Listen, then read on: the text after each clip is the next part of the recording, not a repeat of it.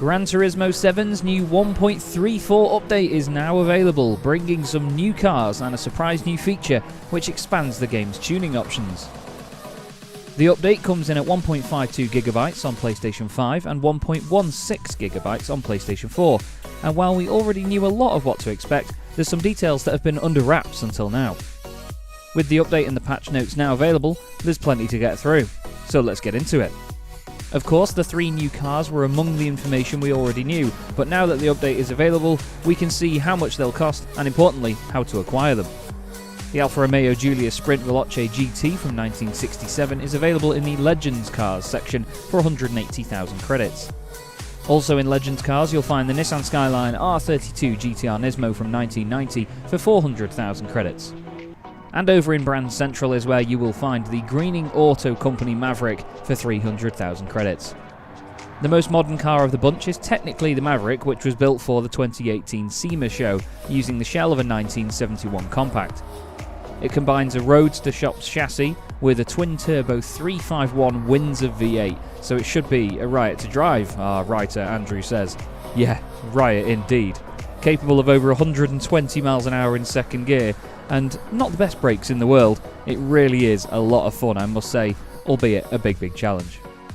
We already had an R32 generation Nissan Skyline in the game, but the Nismo model is a particularly special example of the breed.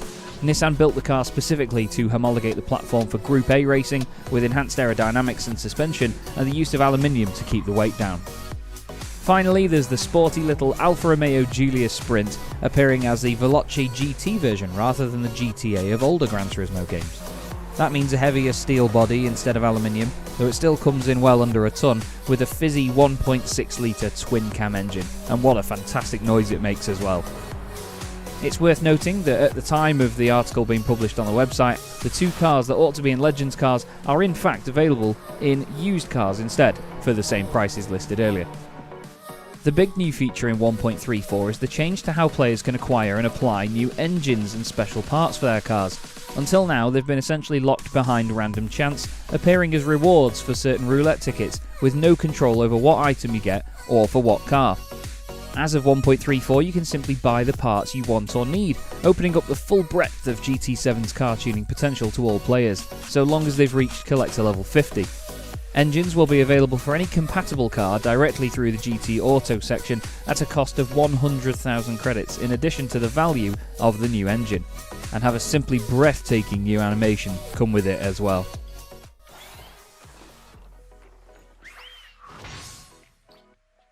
Special parts can be bought for your vehicle from within a new Ultimate section of the tuning shop.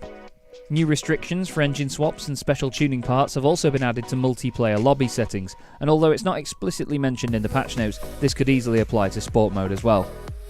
The 2 extra menu books are now available as well, rewarding players for collecting vehicles that share a common attribute, and both feature cars newly added in this update. Menu Book 22 will have you collecting SEMA Gran Turismo award winners, the new Maverick, the G-Ready Fugu Z, and the Eckert Mach 40. While extra Menu Book 23 focuses on Group A homologation specials, starring the BMW M3 Evolution, Ford RS 500, and of course the new Nissan Skyline R32 Nismo. Both give a 5-star roulette ticket. There's also 5 new races available in World Circuits, covering the spread from the entry-level Sunday Cup Classic up to Super Formula. There's a Sunday Cup Classics race for 30,000 credits, which is 2 laps at Monza. 200,000 credits is the prize for a 15-lap Super Formula race at Autopolis, and if you go to Blue Moon Bay on the infield reverse section for 5 laps in the Nissan GTR Cup, you can win yourself 70,000 credits. There's 65,000 credits on offer at High Speed Ring for 5 laps in the American Clubman Cup 700, and the final race on the list for 160,000 credits is another Super Formula race at Michelin Raceway Road Atlanta, 15 laps long. There's a total of 31 new Scapes locations in this update as well, which for the second update in a row covers locations in Japan and the north of England. Tokyo's new National Stadium, which hosted the delayed 2020 Summer Olympic Games, is the subject of one set, while the other is based around the picturesque Lake District National Park in Cumbria. Other changes include a new calculation in the used car valuation service to account for the new tuning options and engine swaps. There's also a UI change which will flag any vehicles that players already own in a specific colour across all 3 dealerships. There may be other changes not listed in the patch notes, which the community will discover in due course, but for now you can check out our undocumented changes thread, which will evolve as players dig them out. We hope that you all enjoy the new update, the new cars, and of course the new options you have available, and we'll hopefully see you again very, very soon here on GT Planet.